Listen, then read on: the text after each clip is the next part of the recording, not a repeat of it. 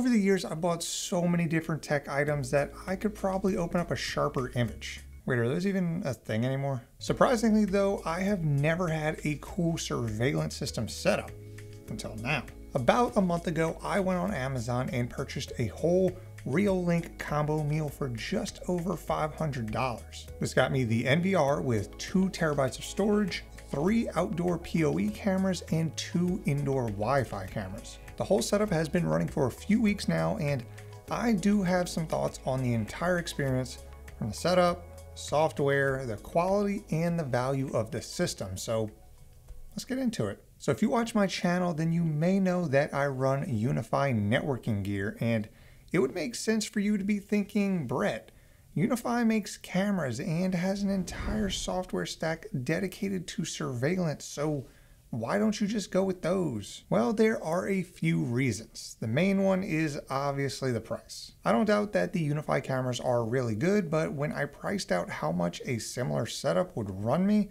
it was at least $300 more. Second is that they weren't always in stock. I hated the idea of having to wait around to order another camera or not knowing if they'd be in stock later if I wanted to upgrade. Is this an overreaction? Maybe. And third is, well, I actually planned on going with the Unify kit. A rep reached out and asked if they could send over some cameras for me to try, and I was like, hell yeah. Long story short though, I've pretty much been ghosted. Now that brings us to the setup I eventually went with. I chose Reolink because in the ocean of surveillance systems that you can find on Amazon, Reolink seemed to be a pretty good quality, reputable brand. All their products have pretty good reviews, there's a lot of them, and the price point is very aggressive. Like I said earlier, I got 5 cameras and a PoE NVR system for just over $500. So let's take a closer look at what I actually went with. I started with their combo pack that included their NVR and 2 5-megapixel outdoor PoE cameras that can shoot at 2560 by 1920 at 30 FPS. This bundle can be found right now for just under $300 and comes in a variety of different flavors. I knew that I would need at least 3 outdoor cameras though, so I added another one for $55. The plan was to also have a few indoor cameras as well, and while I could have gone with some dome ones that mount directly to the ceiling, I figured I'd give these Wi-Fi ones a try, as I wasn't too sold on the idea of mounting a camera inside because it kind of looks like Big Brother's always watching. It's kind of weird. I went ahead and got 2 of their 5-megapixel PTZ units that shoots at the same 2560 by 1920 at 30 FPS as the outdoor PoE units. Not only do you get pan, tilt, and zoom on these, but you also get 2-way audio in case you want to have a conversation with your cats from anywhere in the world. As I mentioned, I did purchase the NVR, which is what makes a surveillance system a surveillance system. You are free to use a third-party NVR software like Blue Iris if you want, but I like the idea of everything just working right out of the box. If you have recommendations for some good third-party solutions, then let me know down in the comments and I might give them a shot. This unit came with 2 terabytes of storage in the form of a single spinning hard drive. I do wish there was room to add a second, not because I really need more storage space, but because I'd like to have mirrored drives in the event of a failure. The device itself doesn't look or feel like the highest quality device in the world, but I honestly don't care. It really just sits on a shelf on my rack behind a lot of the other cooler looking things anyway. On the front you have some navigation buttons and a USB port, then around back you have your LAN port and your 8 PoE ports to connect all your cameras to, as well as an eSATA port, another USB 2.0 port, and video out in the form of VGA or HDMI. Overall, the PoE cameras feel really nice and sturdy, probably because they are meant to be outdoors. The NVR and Wi-Fi cameras, though, do feel a bit cheaper and plasticky, but I don't really mind that considering how much I paid. Now that we've talked about the specs and how they feel in my hands, let's talk about the setup. When I got everything in, the first thing I did was plug everything in on my desk just to make sure it all works as expected. The last thing you want to do is run a crap ton of cable and spend a lot of time mounting stuff only to find out it doesn't work the way you wanted. I was pleasantly surprised at how everything just kind of worked. I plugged the NVR in, ran an HDMI cable to my monitor, and just like that, I was in the setup screen. Now, it's not going to win any awards for the sexiest UI, but I felt it was intuitive enough to get the job done. I do, however, have a major problem here. You see, Reolink includes a little wired mouse with the NVR, which is nice of them and makes navigating around the UI easier, but you can only use the mouse to do anything, including input text. Are you serious? That's right, no keyboard. So you better think long and hard about how long your email addresses, passwords, and camera names or any of that is going to be, because all of it has to be done using the on-screen keyboard. Just why? So yeah, that was annoying as hell, but at least all the cameras were detected right when I plugged them in.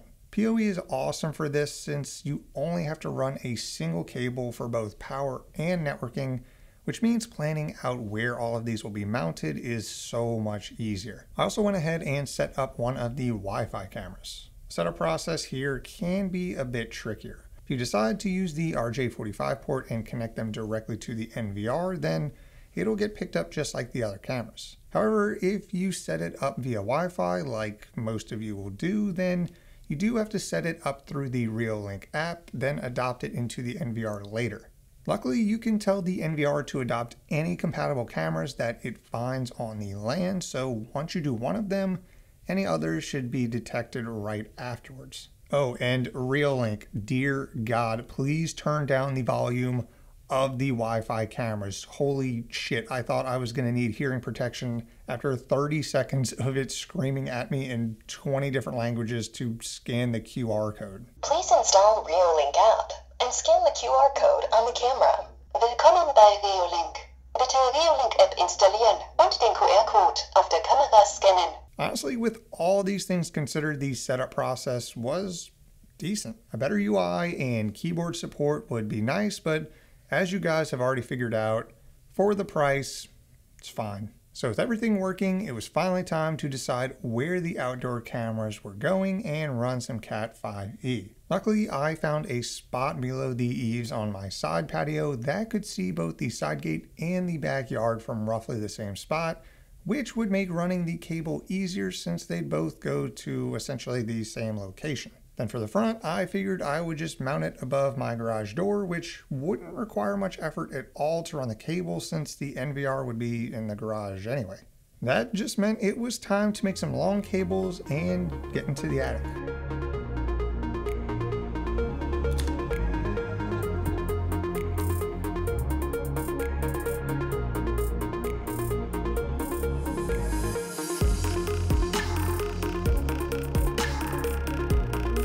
So when you're stripping the casing on here, make sure you have about 2 to 3 inches. Don't let anyone ever tell you that you need more than 3 inches. 3 inches is definitely enough. Okay, so here's the tour. Essentially the wires go down in there where it's right above my server rack. They're gonna come up here. See that one, the white one? Yeah, that goes over my office. Let's walk through here. Yep, there's my office. Very nice, very nice. Goes over my office, drops down right here, goes across all this space, and then ends up over my patio. Right, yeah, it's right over there somewhere. So I went ahead and did the front one. And instead of going up through the attic just to run like 15 feet and then punch back down, I'm doing kind of like an art piece on the wall here with the wire. It's real like modern, you know, European feng shui. I'll probably do something a bit more sophisticated with some clips just to get it out of the way. I'll put B-roll up. If there's no B-roll, that means I'm lazy and just left it like this. But all right, one more to go. Oh yeah, we also have this camera in our kitchen. It was Wi-Fi, or it is Wi-Fi now, and it seems to be working fine. All of it's fine. Let's just say that. I will provide more information in a bit. Yeah, if you guys didn't already know, So I decided this time, instead of terminating the cable and then trying to fit it through a tiny little hole in the attic, to push it through and then terminate it. Genius. Okay, last one is hung. First one, I saw the second one, third one, got another one inside. This is gonna be it next time you see me. We're gonna be going over all these software features, what I like about it, what I don't. See you guys soon.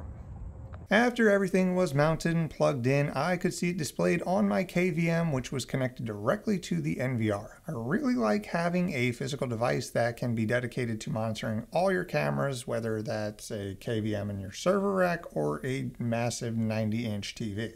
You can also monitor everything from the Reolink app, which is cool. First thing I noticed was the quality of these devices far surpassed what I expected from some $50 cameras. Even at night, the IR mode still gives you a pretty quality picture. However, this does lead me to another issue.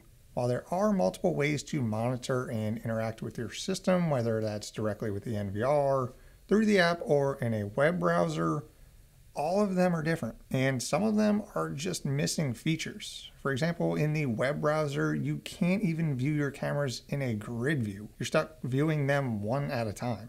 I will say that you can do everything from the NVR, but it feels so dated compared to the mobile app. Why not just have a single modern-ish UI for all three? At least it works pretty well though. You can toggle between different quality settings for the live view depending on how fast your network connection is.